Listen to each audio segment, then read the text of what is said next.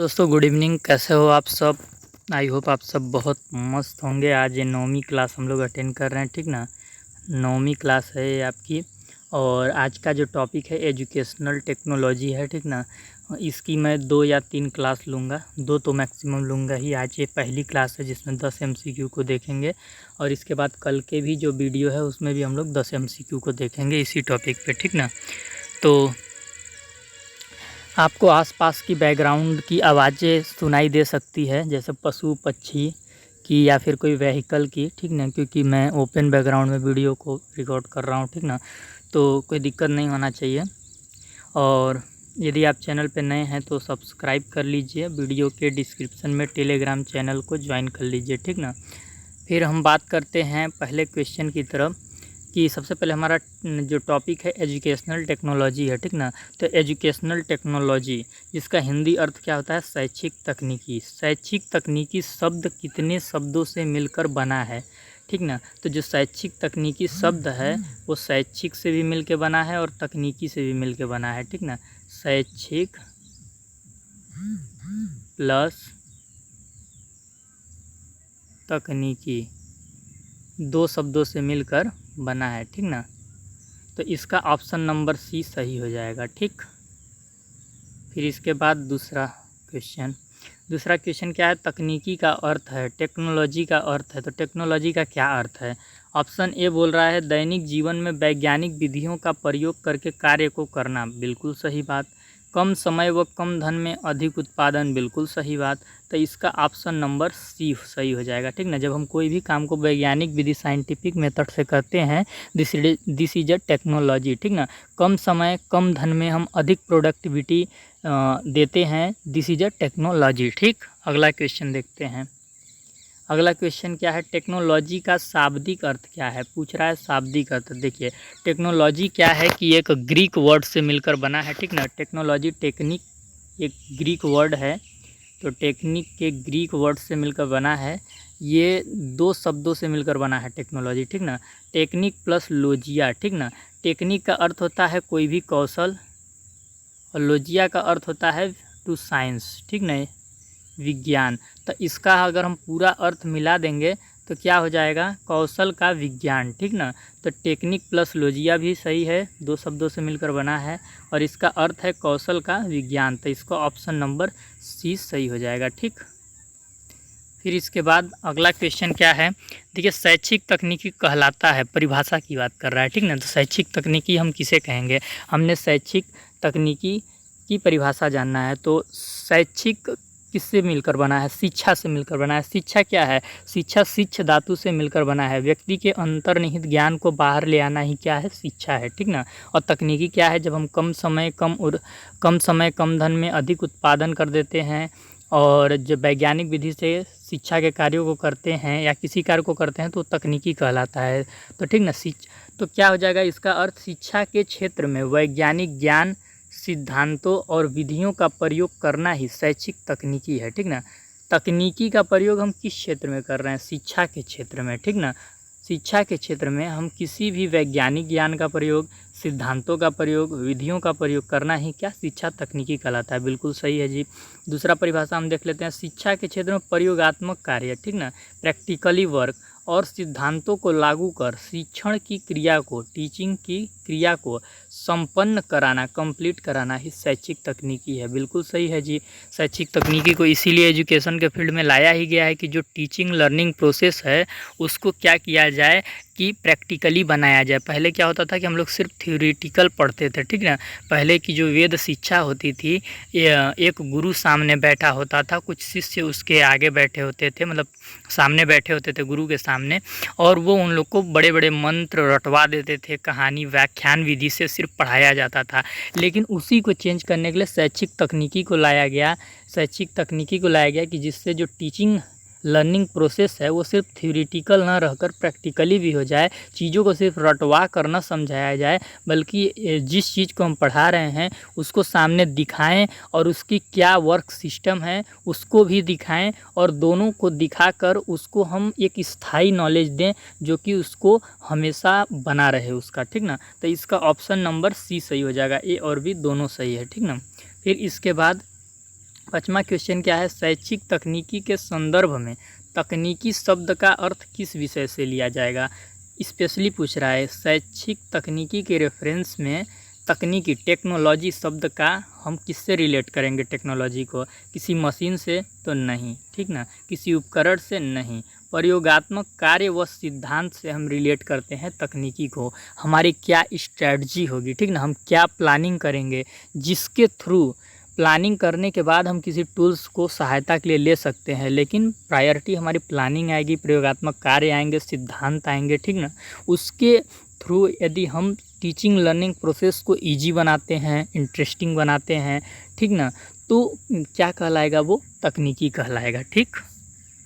तो इसका जो ऑप्शन नंबर सही हो जाएगा वो सी हो जाएगा, ठीक ना, प्रयोगात्मक कार्य एवं सिद्धांत। फिर हम अगला क्वेश्चन देखते हैं, छठवां क्वेश्चन, शैक्षिक तकनीकी की आवश्यकता क्यों है। नीड पूछ रहा है, शैक्षिक तकनीकी की आवश्यकता क्यों है, तो ज्ञान का संचय एवं प्रसार करने हेतु। पहले क्या होता था कि बुक्स से ही हम सिर्फ पढ़ते थे, किताबों से। तो किताब क्या होता है, एक समय रहते रहते उसमें जंक लग जाता है और वो किताब गल भी सकता है, फट भी सकता है, मतलब कि उसके नष्ट होने की संभावना होती है, ठीक ना। लेकिन यदि उसी किताब के पेजेस को हम स्कैन करके PDF बना लें, PDF बनाने के बाद कंप्यूटर में रख लें, किसी वेबसाइट पे अपलोड कर दें, तो उसको शेयर करके हम पढ़ा सकते हैं, उसका प्रसार भी कर सकते हैं और उसको एक जगह इकट्ठा करके रख भी सकते हैं। तो ज्ञान का संचय एवं प्रसार करने के लिए एजुकेशन टेक्नोलॉजी की इम्पोर्टेंस है, ठीक ना। समय एवं ऊर्जा के बचत के लिए, अब मान लीजिए हमको लॉ ऑफ मोशन पढ़ाना है, ठीक ना, तो लॉ ऑफ मोशन अगर हम थ्योरेटिकल मेथड से पढ़ाते हैं तो बच्चे को हम थ्योरेटिकल मेथड से बता दें, रटवा दें, लेकिन ये हम क्लियर कैसे करेंगे कि बच्चा को ये समझ में आ ही गया है। तो उसके लिए हम खूब अपनी ऊर्जा लगाएंगे, खूब अपनी समय देंगे रटवाने में, उसको लिखवाने में, बताने में, लेकिन उसको समझ तो आएगा नहीं। वहीं पे यदि हम प्रैक्टिकली कर दें, उसको बता दें कि देखो बेटा ये जो डस्टर है, ये डस्टर पे जब तक हम ब्राहा बल नहीं लगाएंगे ये हिलेगा नहीं, ठीक ना।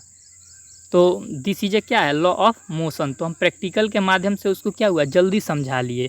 जो हम घंटों घंटा रटवाते थे, जो घंटों घंटा उसको हम थ्योरी पढ़ाते थे, वहीं पे हम प्रैक्टिकल किए, तुरंत बच्चा समझ गया। तो समय व ऊर्जा के बचत के लिए शिक्षण प्रक्रिया को सरल एवं रुचिकर, जब शिक्षण प्रक्रिया सरल होगी तो रुचिकर भी होगी, रुचिकर होगी तो प्रभावी भी होगी। तो प्रभावी बनाने हेतु तो शैक्षिक तकनीकी की आवश्यकता इन सब चीज़ों के लिए है। तो इसका ऑप्शन नंबर डी सही हो जाएगा, ठीक। फिर अगला क्वेश्चन हम देख लेते हैं। अगला क्वेश्चन क्या है, शैक्षिक तकनीकी की प्रकृति क्या है। नेचर की बात कर रहा है, ठीक ना। नेचर यानी क्या होता है, जैसे पूछ दें आपका नेचर क्या है, तो क्या बोलेंगे, आप एक ईमानदार व्यक्ति हैं, आप एक जिम्मेदार व्यक्ति हैं, आप कभी झूठ नहीं बोलते।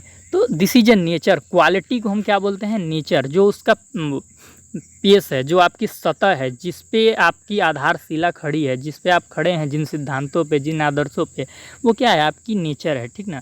तो शिक्षा में विज्ञान के प्रभाव, शिक्षा में विज्ञान का क्या प्रभाव है, तकनीकी का क्या प्रभाव है, इसी चीज़ का तो हम अध्ययन करते हैं शैक्षिक तकनीकी के अंदर। व्यवहारिक पक्ष को महत्व देने के लिए शैक्षिक तकनीकी को बनाया गया है। पहले हम लोग थ्योरेटिकल मेथड से पढ़ते थे, अब हम लोग प्रैक्टिकली और थ्योरेटिकली दोनों को कॉम्प्लेक्स करके पढ़ते हैं। तो शिक्षा क्या है हमारी, इंटरेस्टिंग बन जाती है, इफ़ेक्टिव भी बन जाती है, और जो शिक्षा है हमारी बहुत ही इजी बन जाती है, ठीक ना। तो ये दोनों सही हो जाएगा। फिर तीसरा क्या है, यह निरंतर विकासशील है।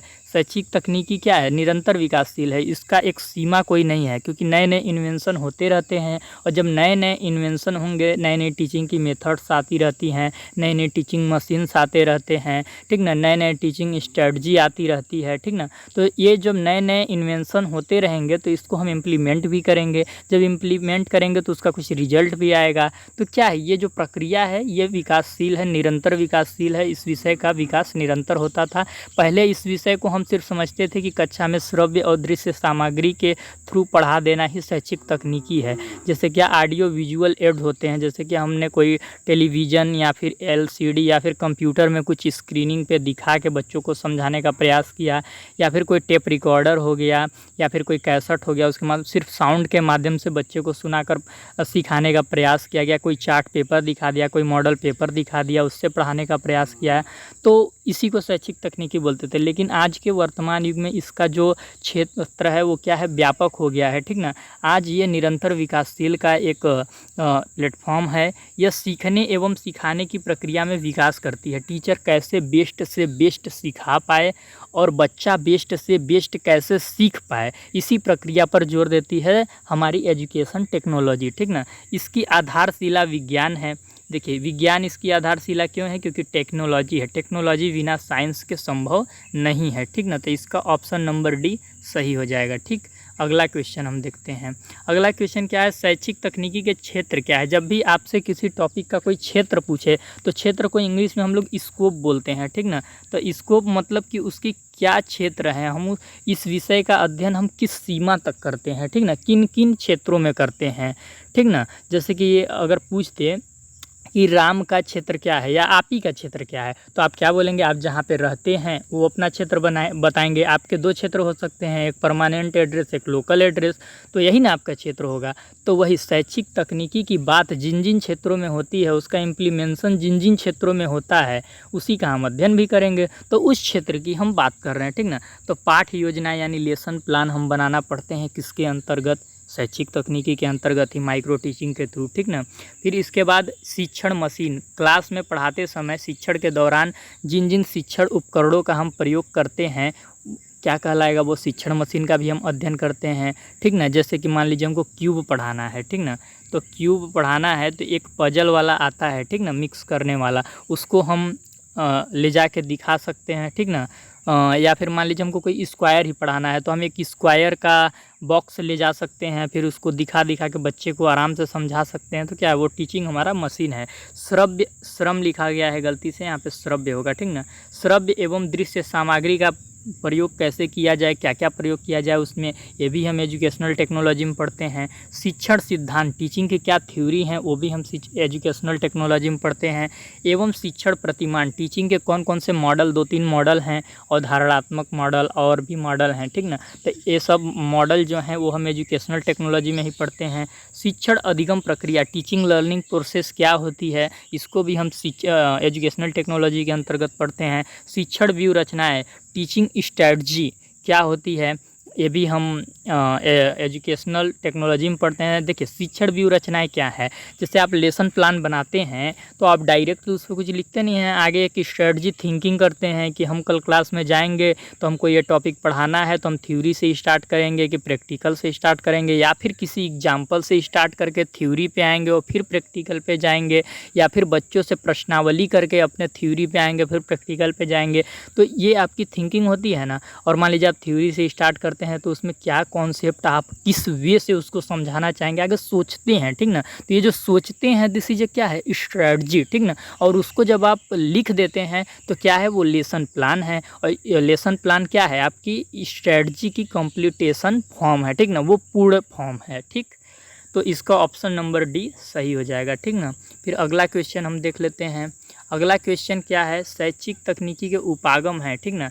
यानी शैक्षिक तकनीकी के कितने अप्रोच हैं, ठीक ना। तो शैक्षिक तकनीकी के 3 पार्ट हैं। कठोर शिल्प उपागम यानी हार्डवेयर, तो हार्डवेयर क्या है, जिसे हम देख सकते हैं और छू सकते हैं, ठीक ना, दिस इज अ हार्डवेयर। कोमल शिल्प उपागम यानी सॉफ्टवेयर, जिसे हम देख नहीं सकते और छू नहीं सकते, सिर्फ क्या है, महसूस कर सकते हैं, ठीक ना। तो क्या है, सॉफ्टवेयर। और प्रणाली उपागम, सिस्टम अप्रोच, जिसके द्वारा हम सिस्टम को नियंत्रित करते हैं, ठीक ना। किसी भी सिस्टम को, किसी जैसे विद्यालय की प्रणाली क्या होनी चाहिए, कक्षा की प्रणाली क्या होनी चाहिए, इसके लिए जो हमारा मॉडल होता है वो हम प्रणाली उपागम में पढ़ते हैं। तो शैक्षिक तकनीकी के 3 उपागम होते हैं, कठोर शिल्प उपागम, कोमल शिल्प उपागम, प्रणाली उपागम, उपयुक्त सभी। कल का जो 10 MCQ होगा, इन्हीं तीनों उपागम के ऊपर से 10 MCQ होगा, ठीक ना। तो कल इसी टॉपिक पे एक वीडियो और आएगी। 10वां क्वेश्चन, आज का लास्ट क्वेश्चन बहुत ही इंपॉर्टेंट है, आ भी सकता है, ठीक ना, देख लीजिए ध्यान से। शैक्षिक तकनीकी के जनक, फादर ऑफ एजुकेशनल टेक्नोलॉजी हम किसे कहेंगे, ठीक ना। तो father of educational technology IK. Davis को कहा जाता है, इनके जन्मदाता, ठीक ना। 1954 में इसका प्रयोग बी.एफ. स्किनर ने भी किया था। और तो 1954 की बात करें तो आप बी.एफ. स्किनर को लगा सकते हैं, ठीक ना। और हंट मॉरिसन आपको तब ऑप्शन में लगाना है जब आई.के. डेविस नहीं रहेंगे, ठीक ना। इनको भी इसका जन्मदाता कहा जाता है, लेकिन सबसे पहले यदि पूछा जाए तो आप आई.के. डेविस को लगाइएगा, ठीक ना। तो आज की वीडियो में यही सब था दोस्तों। आज हम लोग क्या क्या जाने हैं शैक्षिक तकनीकी का। सबसे पहले हम लोग मीनिंग जाने हैं, यानी कि क्या अर्थ है इसका, ठीक ना। फिर अर्थ के बाद हम लोग डेफिनेशन जाने हैं, ठीक ना। डेफिनेशन के बाद हम लोग क्या जाने हैं, आवश्यकता की, इसकी आवश्यकता क्या है। फिर आवश्यकता के बाद हम लोग प्रकृति जाने हैं। प्रकृति के बाद हम लोग क्या जाने हैं, इसका क्षेत्र की, कौन कौन से क्षेत्र में इसका अध्ययन होता है।